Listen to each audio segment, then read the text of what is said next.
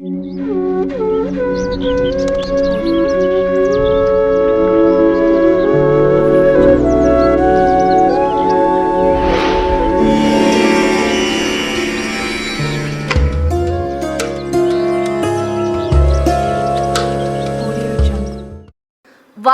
ఒక్కొక్క రోజు ఒక్కొక్క దేవుడికి అంకితం చేస్తాం. బుధవారం గణపతికి దేవుడికి అంకితం.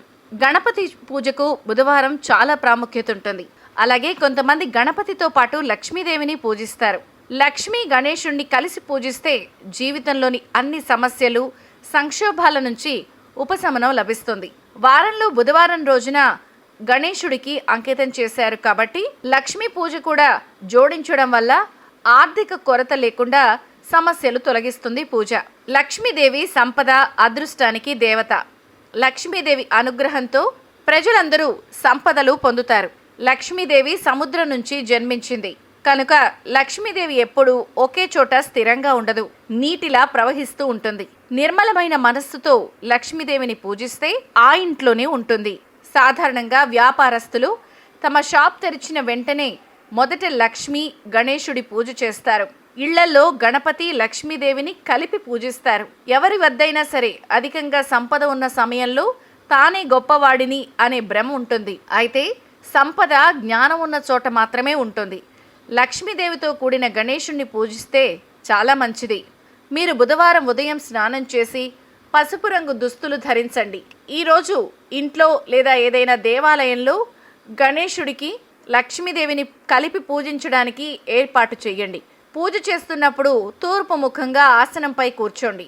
గణేశుణ్ణి, లక్ష్మీదేవిని పంచామృతాలతో స్నానం చేయించి నీటితో శుద్ధి చేయండి. గణేశుడికి పులిహార చాలా ఇష్టం, నైవేద్యంగా పెట్టండి. లక్ష్మీ విగ్రహానికి క్షీరాన్నం నైవేద్యంగా పెట్టండి. గణేశ విగ్రహానికి గంధం, ఎర్రటి పూలు సమర్పించండి. లక్ష్మీదేవికి కుంకుమ, ఎర్రని పువ్వులు సమర్పించండి. లక్ష్మీదేవి, గణపతికి కలిపి ధూపం, దీపం, కర్పూరం, ఎర్రచందనం, మోదకం మొదలైన వాటిని సమర్పించండి. విగ్రహాలకు పూజ తర్వాత హారతి ఇవ్వండి. పూజ ముగింపులో తెలిసి తెలియకేదైనా తప్పులు చేసుంటే క్షమించమని కోరండి. కుటుంబానికి మంచి జరగాలని కోరుకోండి. పూజ తర్వాత పంచామృతం, ప్రసాదం పంచండి. అలాగే ఇద్దరిని కలిపి పూజించడం వల్ల కష్టాలు తొలగిపోయి సంపద పెరుగుతుంది. లక్ష్మీదేవితో పాటు వినాయకుడిని పూజిస్తే అష్ట కష్టాలు తొలగిపోతాయి. పురాణాల ప్రకారం గణపతి లక్ష్మీదేవికి దత్తపుత్రుడు. గణపతి లేని లక్ష్మి పూజ అసంపూర్ణం.